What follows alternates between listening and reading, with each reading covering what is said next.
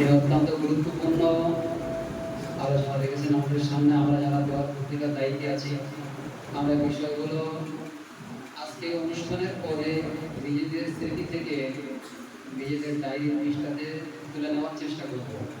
যদি কি কি বলার চেষ্টা করেছেন, তাহলে এটি হবে লেখার একটি প্রথম পদক্ষেপ। যে কথাগুলো শুনেছি সেগুলো স্মরণ করে লিখে নেওয়ার চেষ্টা করব। কি কি বলেছেন, ঠিক কোন বই পড়তে বলেছেন সেই বইটির নাম স্মরণ করে লেখার চেষ্টা করব। এগুলো আমরা করবো ইনশাআল্লাহ, তবেই আমাদের এই শোনা সার্থক হবে। তিনি আমাদের মাঝে আসেন বারবার, তিনি দক্ষ লেখক। তার স্মৃতি দরবারে বাংলাদেশ, অর্থাৎ বাংলাদেশকে নিয়ে বাংলাদেশের বাইরের কোনো আলেম লেখক তিনি প্রথম যিনি বাংলাদেশের সফরনামা লিখেছেন, এবং তার বই এত জনপ্রিয়তা অর্জন করেছে যে ফার্স্ট এডিশন কয়েক মাসের মধ্যেই ফুরিয়ে গেছে, আবার তার দ্বিতীয় এডিশন শুরু হয়ে গেছে। স্মৃতি দরবারে বাংলাদেশ, এই জন্য আমরা সেগুলো খেয়াল করার চেষ্টা করব। আমরা চাইবো তিনি বারবার আমাদের মাঝে আসুক। তিনি কর্মশালার কথা বলেছেন, ইনশাআল্লাহ আমরা চেষ্টা করব যে মান্থলি হোক বা এমন করে ত্রৈমাসিক হোক আমরা কোনো কর্মশালা আয়োজন করতে পারি কিনা।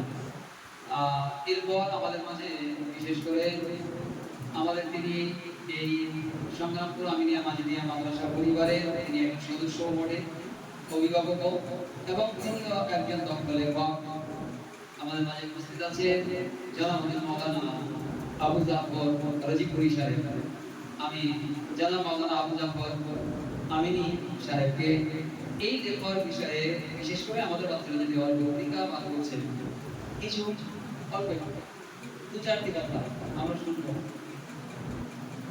আমরা দু চারটি কথা তার কাছ থেকে শুনে নেব।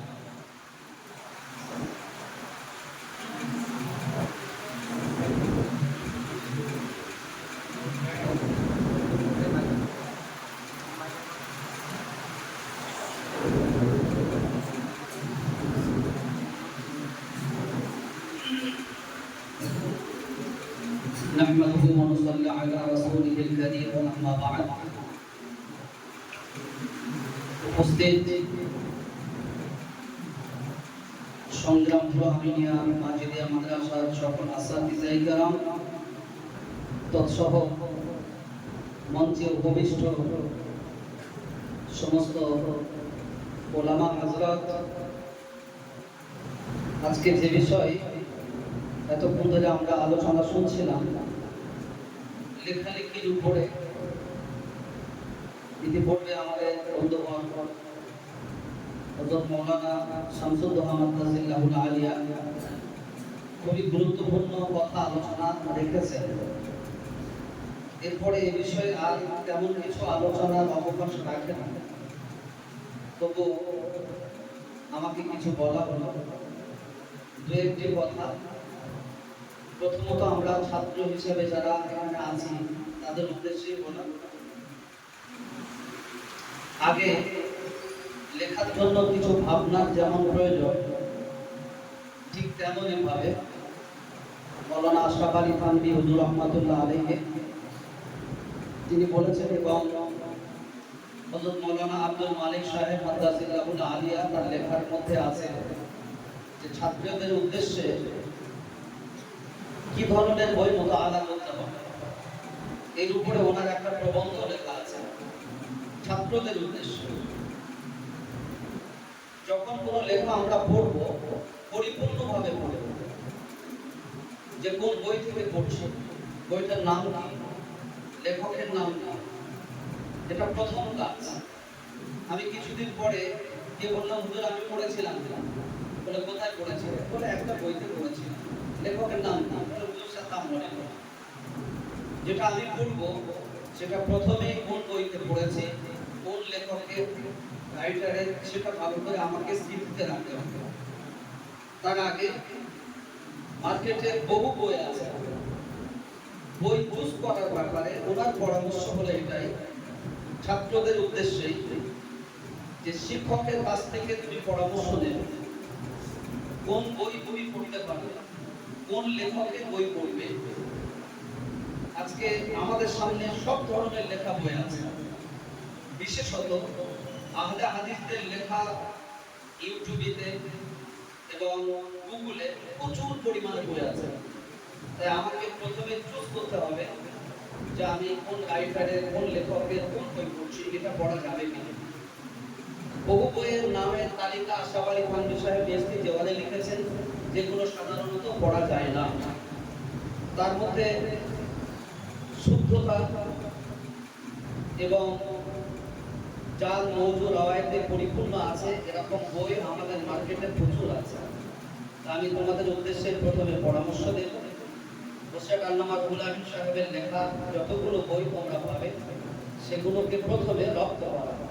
এতে একটা ফায়দা হবে, সাধারণত মুর্শিদ আল্লামা রুহুল আমিন সাহেব এমন কিছু বইয়ের রেফারেন্স এবং উদ্ধৃতি দেন যেটা একটা সঞ্চারণ এরকম বয়সে ছাত্রদের পক্ষে সেই বইয়ের নামগুলো জানা সম্ভব নয়। কেউ বলছে আল্লামা বরজান্তি বলেছেন, তো একটা সঞ্চারণের ছেলে যদি বলেন বরজান্তি বলেছেন, অথচ একটা মাওলানা পাশ করা বহু আলেম আছে যারা জানি না যে এটা বরজান্তি কি, এটা কোন বইয়ের সরা। মুর্শিদ আল্লামা রুহুল আমিন সাহেব শুধু এতটুকুই লেখেন বরজান্তি বলেছেন। এখন একটা সঞ্চারণের ছেলে যদি এটা নিয়ে সে ভাবে, ওস্তাদদের কাছে জিজ্ঞাসা করে বরজান্তি কিসের বই, ফিকহের বই, উসুলের বই, হাদিসের বই, প্রথমে শিক্ষকের কাছ থেকে এটা জেনে নিতে পারবে, যেটা হলো শরীয়ত ফিকহের একটা অন্যতম সরা। এটা আমি জানতে পারলাম। তো মুর্শিদ আল্লামা রুহুল আমিন সাহেবের বইগুলো স্টাডি করলে এর মাধ্যমে অনেকগুলো হানাফি ফিকহের বই, উসুলের বই, আরো বিভিন্ন ফান্ডের বই সম্পর্কে আইডিয়া আমাদের আসবে। এবং উনি সাধারণত খুব অথেন্টিক কথা লেখেন। এছাড়া আরো রাইটার আছে, জাস্টিস আল্লামা তাকি উসমানী সাহেব আছেন, আল্লামা আমাদের আব্দুল মালিক সাহেব হাফিজাহুল্লাহুল আলিয়া আছেন, আশরাফ আলী থানভী সাহেব রহমাতুল্লাহ আলাইহি আছেন। এই জাতীয় বিদগ্ধ পণ্ডিত আলেম ওলামাদের বইগুলোই আমাদেরকে মোতালায় আনতে হবে, বাকি বইগুলোকে ছেড়ে দিতে হবে।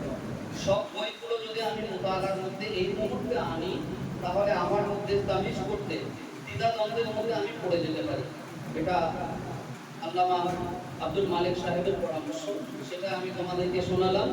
প্রথমত আমরা কোন বই পড়ব, কোন লেখকের বই পড়ব, এটা ওস্তাদদের কাছ থেকে শুনে নেব। তারপরে যেটাই পড়ব সেটাকে নিজের ভাষায় লেখার মতো চেষ্টা করব। আল্লামা তাকি উসমানী সাহেবের যতগুলো বই আছে বাংলাদেশ থেকে অনুবাদ করা হয়েছে, খুব প্রাঞ্জলি ভাষায়, নিজের ভাষায় সুন্দরভাবে সাবলীলভাবে সেটাকে ট্রান্সলেশন করা হয়েছে। মনে হবে যেন এটা আলাদা ভাষাই লেখা, অথচ উর্দু থেকে সেটাকে বাংলায় ট্রান্সলেশন করা হয়েছে। ভাষার মধ্যে একটা মাধুর্য আছে। আমি তার স্টাইল মোতাবাকরা করলাম ছাত্রদের উদ্দেশ্যে লেখালেখির জন্য।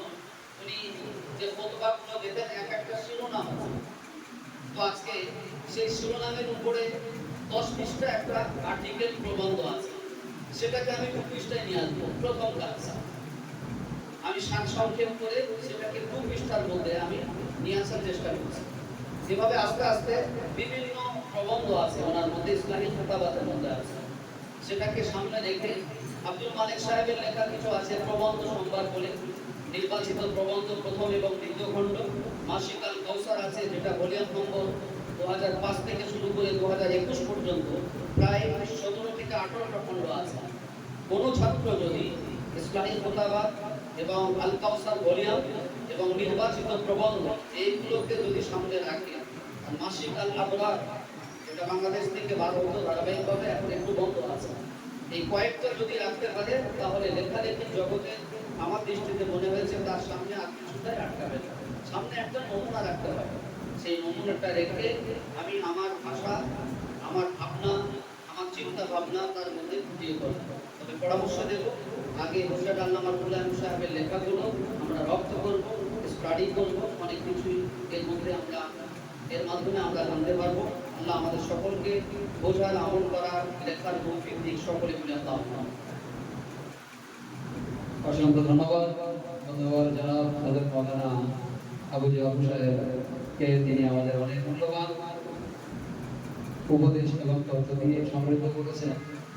আমরা আমাদের মান্ডা শীঘ্রই নদী চলে আসবে, তার আগে আমাদের মাঝে উপস্থিত আছেন দিল্লি থেকে আগত কারণ দেওবন্দের স্নাতক 1990-তে তিনি দারুল থেকে পাশ করেছেন জনাব হযরত মাওলানা রিয়াজ আহমদ কাসেমি সাহেব। আমরা একটা ছোট্ট গিফট, একটা ছোট্ট সংবর্ধনা তার জন্য আমরা আয়োজন করতে পেরেছি। তৎক্ষণাৎ আমাদের মাদ্রাসার সভাপতি সাহেব, ফুলবাড়ি আমিনিয়া মাদ্রাসার সহকারী শিক্ষক জনাব হযরত মাওলানা মুস্তাকিম সাহেবকে সেটি তুলে দেওয়ার জন্য অনুরোধ করছি। আমাদের রিয়াজ ভাইকে একটু আসার জন্য অনুরোধ করছি। দিল্লি থেকে আগত মেহমান, আমাদের কাছে অনেক বড় প্রাপ্তি এবং তিনি অনেক পুরাতন কাসেমি, বড় ব্যবসায়ী এখন দিল্লিতে এবং তার জ্ঞানের পিপাসা অনেক বেশি। তিনি বড় আহলাদের সহবত প্রাপ্ত। আমরা তার কাছে দোয়া চাই, তিনি মুসাফির মানুষ, মানুষের জন্য দোয়া করবেন এবং আমরা তাকে পেয়ে অত্যন্ত আনন্দিত আপ্লুত হব।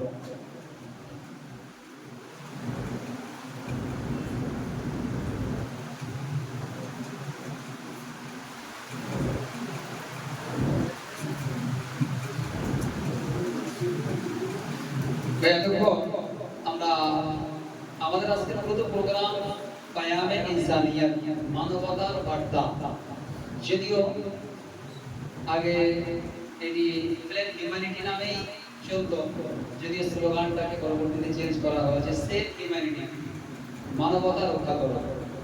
মানবতা রক্ষা করা মূলত সেই মানবতা নিয়ে আলোচনা হবে। তো আমাদের মাঝে নেশাদ ভয়েসে যিনি শব্দদ্রষ্টা, আমাদের বন্ধুবা আব্দুল মাতিন মুফতি ভাই, তিনি আছেন, উপস্থিত হয়েছেন। তো আমাদের মেহমানরা যতক্ষণ স্টেজে উপস্থিত হচ্ছেন তার আগে বিশেষ করে আজকে প্রেক্ষাপটে, ভারতবর্ষের প্রেক্ষাপটে এই মানবতা, দেখুন এক বাক্যে একটা বিষয় আমাদের মাথায় রাখতে হবে। ভারতবর্ষের সকল অমুসলিম ভাইয়েরা মুসলিম বিদ্বেষী নয়, ছোট্ট একটা অংশ মুসলিম বিদ্বেষী, ছোট্ট একটা অংশ। সকলেই যদি ইসলাম বিদ্বেষী হয়ে যেতেন তাহলে ভারতবর্ষ আমাদের টিকে থাকা সম্ভব হতো না। ছোট্ট একটা দল ইসলাম বিদ্বেষী, মানবতা বিদ্বেষী, মানবতা বিরোধী। এই জন্য সকলের মাঝে মানবতার বার্তা, তাআলাউ ইলা কালিমাতিন সাওয়াইন বাইনানা ওয়া বাইনাকুম, এই যে সূত্র যে আমরা সর্বধর্মের মানুষ একটা বিষয়ে একমত হতে পারি, যে বিষয়ে তাদের মাঝে আর আমাদের মাঝে আমরা এক। মানবের সেবা গোটা পৃথিবীর সমস্ত ধর্মই করে। আল খালকু আয়াতুল্লাহ ওয়া হাব্বুল খালকি ইলাইহি মান আহসানা ইলা আয়াতিহি, গোটা জগৎ আল্লাহর পরিবার। আর আল্লাহকে সবথেকে প্রিয় সেই ব্যক্তি যে আল্লাহর পরিবারের সঙ্গে ভালো ব্যবহার করে। তারা এই কথা বলে, তাহলে সেই জায়গায় আমরা সকলে সম্মিলিতভাবে কাজ করতে পারি। তাহলে একে অপরকে জানা, একে অপরকে বোঝা, একজন মুসলিম ভাইয়ের সঙ্গে আমার তার দেখা সাক্ষাৎ কথা হওয়া, সে কি ভাবে, আমি কি ভাবি, আমার তার ধারণা কি, তার কি আমার ধারণা কি, এটা যখন সমাজে বেশি ছড়িয়ে পড়বে তখন এই সমাজের শান্তির বাতাবরণ তৈরি হবে। এটি হলো মূলত এই কায়ামে ইনসানিয়তের বার্তা। তো সেই বিষয়ে অল্প কিছু কথা রাখার জন্য আমাদের নেশন ভয়েসের যিনি শব্দদ্রষ্টা সম্পাদক জনাব আব্দুল মাতিন মুফতি ভাইকে অনুরোধ করছি।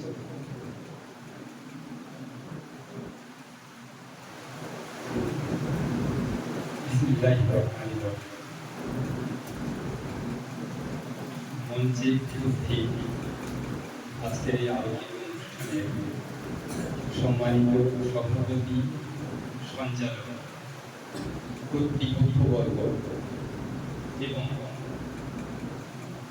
বাইরে থেকে আগত বিশিষ্ট ইসলামী স্কলার গুণীজনবর্গ, সম্মুখে উপস্থিত আমার স্নেহের বড় ভাই এবং ছোট ভাইয়ের প্রত্যেককে আমি হৃদয় থেকে সালাম ব্যক্ত করছি। আসসালামু আলাইকুম। আমি একবার এসেছিলাম এই আলোকিত অনুষ্ঠান থেকে কিছু আলো নিতে, তো আমাকে বলা করে আলো ছড়াতে, অথচ আমি নিজে অন্ধকারে নিয়ে আলো নেওয়ার জন্য এসেছি, আলো ছড়ানোর জন্য মাইক হাতে ধরে, এটা আমি তো দিশে কি বলবো জানি না। সাহেব অলরেডি একটা সাবজেক্ট ঠিক করে দিলেন। দুটো বিষয়ে সংক্ষিপ্ত কাজ দেব আমার, সংক্ষিপ্ত যুক্তি বুদ্ধি এবং জ্ঞান বিজ্ঞানের জায়গায়। এক নম্বর হচ্ছে